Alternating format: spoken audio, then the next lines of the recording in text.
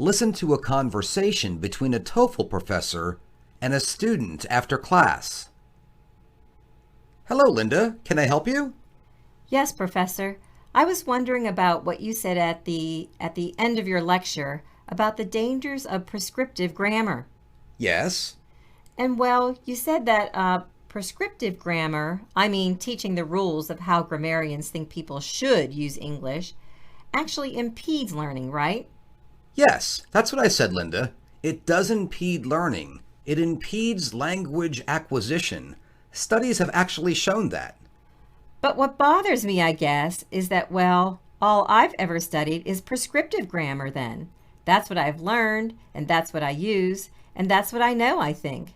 When I was in school, when I was growing up in Denver, we learned I before E, we learned to avoid ain't and double negatives and they as a singular pronoun, and between you and I, and so on.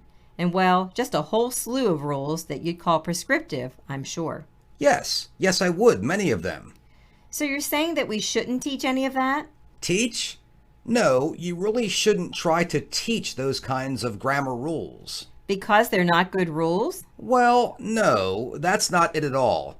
Now, you've just listed a few rules that actually range very widely between good and bad. It's true that some of your students are going to need to know, to be aware of, many of those rules eventually. When they're writing business reports or college essays, for instance. But if you fill their lessons with rules, if your students are always worrying about being right or wrong, instead of relaxing and just focusing on communicating, then those rules really get in the way of the learning process, of the process of language acquisition. But then, when or how do we... Discourage double negatives, get them to say, between you and me. By example, mostly. You need to have confidence in your own English as a model.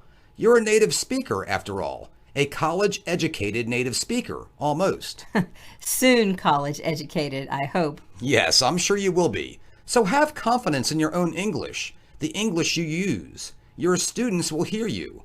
They'll pay attention to how you speak, to what you say. But how does that help them exactly?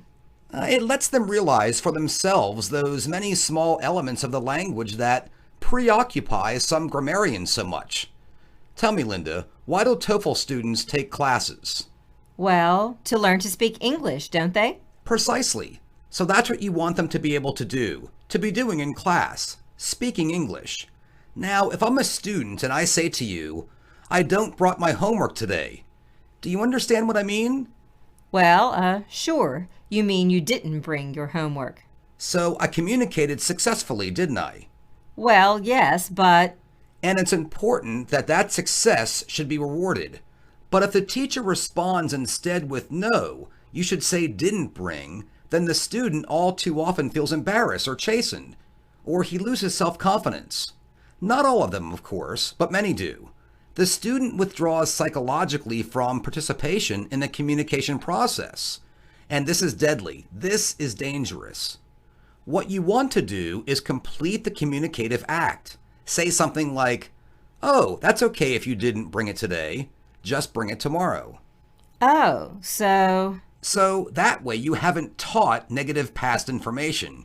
You have just presented it in the process of communicating. The student is happy that you understood his English, and he's happy that you're not angry about his forgetting his homework. And he may have noticed how you formed that verb phrase, or if he didn't, he may notice it the next time. Research shows that over time, this kind of positive reinforcement produces a much steeper learning curve. Yeah? And the students, on average, attain fluency much more quickly. Well, I guess that makes sense then. What I'm arguing against, actually, is not prescriptive grammar per se. English does have rules that speakers are judged by. What I'm protesting is prescriptive teaching, with the teacher as lawgiver. That's what can be counterproductive. I think I'm beginning to get it, Dr. Dickens. Thank you very much. Will you be talking more about this later? Oh yes, we'll be discussing this in detail in our next class, so don't be late. Okay, I won't. Thank you for your time. See you Tuesday.